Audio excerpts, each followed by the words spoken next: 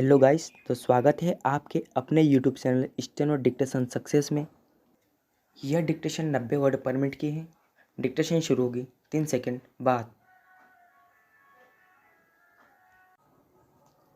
सभापति महोदय, मैंने जनसंघ के नेता द्वारा प्रस्तुत अविश्वास के प्रस्ताव को बहुत ध्यान से सुना।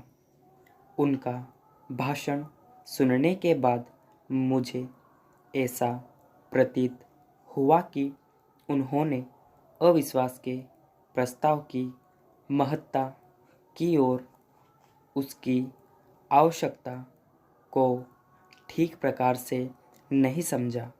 उन्होंने स्वयं इस बात को स्वीकार किया कि इस केंद्रीय नीतियों के घोषित होने से पहले उन्होंने इस अविश्वास के प्रस्ताव की सूचना आपके कार्यालय को भेज दी थी। अविश्वास का प्रस्ताव किसी भी सरकार के विरुद्ध इस बात को ध्यान में रखकर लाया जाता है कि उस सरकार की नीतियाँ असफल हो गई है।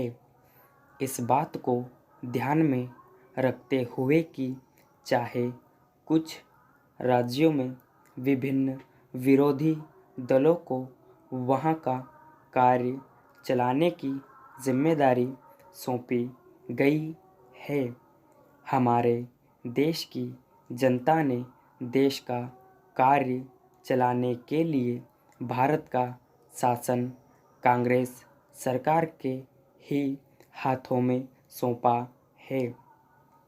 हमारे देश की जनता का विश्वास था कि कांग्रेस ही एक ऐसा दल है जिसके ऊपर विश्वास प्रकट किया जा सकता है और इसलिए केंद्रीय सरकार को चलाने की जिम्मेदारी हमारे ऊपर आई है।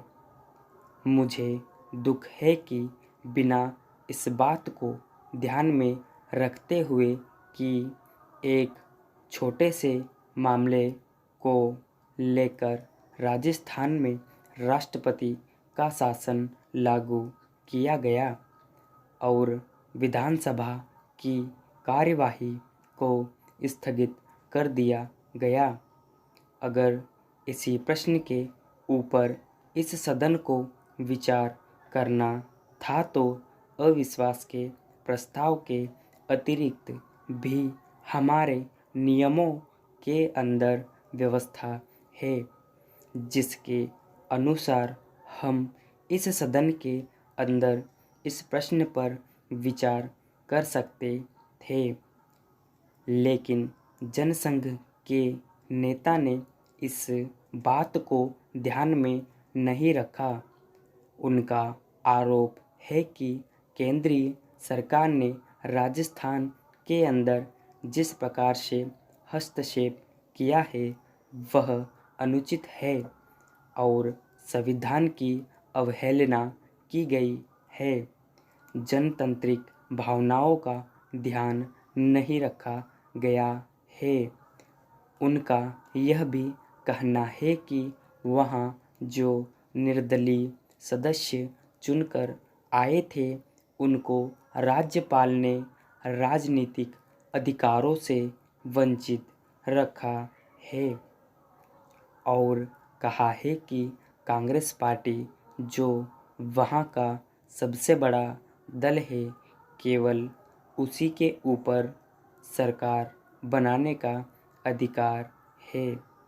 एक तरफ आप यह मापदंड लगाते हैं कि राजस्थान में निर्दलीय सदस्यों की अवहेलना की गई है और दूसरी तरफ आप उत्तर प्रदेश के उदाहरण प्रस्तुत करते हैं।